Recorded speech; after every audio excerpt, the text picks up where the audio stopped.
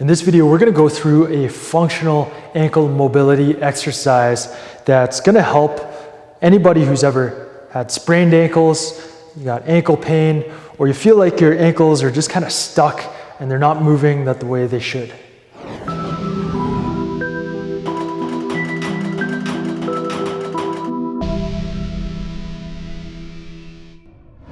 Yo, what's up? It's Eric Wong here from precisionmovement.coach, and today we're going to go through an ankle mobility exercise. So this is a very unique ankle mobility exercise. It's not one that I've seen before, and it's going to help to work the ankle and the foot in different ranges. So most people work their ankles plantarflexion, dorsiflexion, like that. Okay, and that's great, but the ankles and the feet can do more than that. Okay, and this, we're going to integrate not only the feet and the ankles, but also the knees and the hips. So that's why I call it a functional ankle mobility drill, because we're going to work not just one joint, but all the joints together, and we're going to do it in kind of a closed chain fashion, which is more related to what we do with the feet and the ankles in real life. We work with the foot on the ground, not just with the foot in the air. Okay, no sport has you with your feet in the air doing anything other than maybe jiu-jitsu when you're lying on your back. Okay, so here's the drill. You're gonna sit down, you gotta be on a stable surface, sitting nice and tall, and I'm gonna work my right foot to start. So I'm starting in neutral, okay? The first thing that I'm gonna do, first motions, I call this the seated four-way MTP, which stands for metatarsal pressure slides, okay? The first way that we're gonna go, first direction, is in front. So extend the knee, but I'm gonna keep the foot flat, and once I get to the end, foot is flat, I'm gonna think about driving through the forefoot, so the metatarsals. Those are the bones right below each toe, okay? So I'm at the end range there, I'm gonna drive through all the metatarsals, hold it for 5 seconds. As I'm pushing, I'm breathing.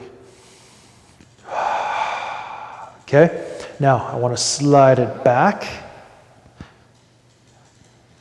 Now my ankle's going into dorsiflexion, so it was in plantarflexion there. Now I'm in dorsiflexion. I get to the max range, and same thing. I'm gonna hold it and apply metatarsal pressure. So I'm pushing down through the forefoot, the entire forefoot, not just the ball of the foot of the big toe. Okay, so push down, hold it, one slow 360 breath. Return to neutral, so I'm keeping the foot flat. Now I'm gonna go that way. So this is going to bring the hip into internal rotation. I'm sliding to end range, and the foot is actually going to go into inversion. So now drive metatarsal pressure. One slow 360 breath. And then slide the other way. I'm wearing these funky socks for a reason. It's not for fashion.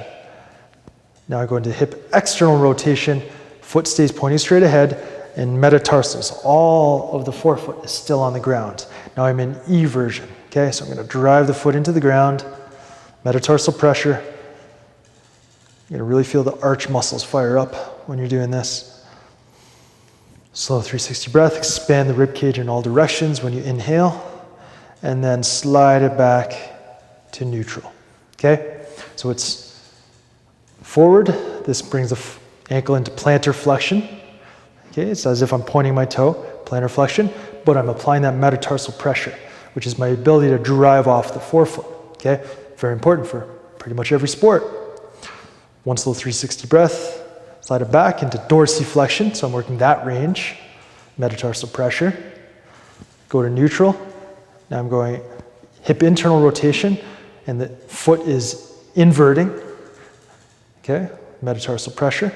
Here I want to focus more on the ball of the foot, driving it down, but make sure the whole forefoot is on the ground, and then sliding it, foot goes into eversion, hip is into external rotation, and again, focusing on putting that ball of the foot onto the ground.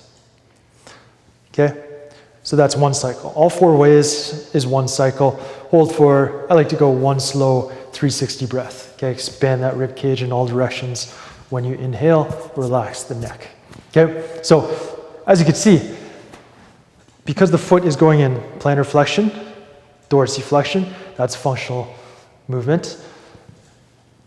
eversion, inversion, or this is eversion, okay? This is as if I'm driving this way.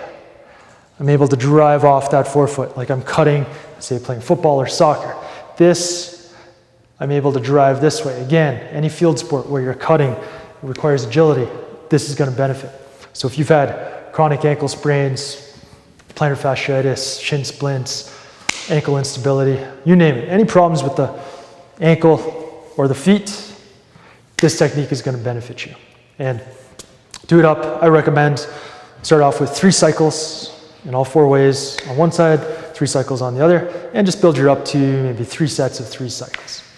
Now, if you do have any of those aforementioned problems, I highly recommend you check out my course called Lower Limb Control, where you'll learn techniques like this. These are techniques that you probably won't see anywhere else. You've never seen this anywhere else before, is my guess, because I haven't seen them anywhere else. But the course is filled with these techniques, and it is going to help you go from painful, unable to do things because you've got foot, ankle, shin, or knee pain, to being able to get back to not just feeling good, but to be able to get back to sports that you love to do, or activities of daily living, hiking, walking even, whatever it is that you like to do to keep moving, keep active, that's what lower limb control will help you do. Okay, so thanks for checking out this video. My name is Eric Wong from Precision Movement. I'll see you next time. Peace.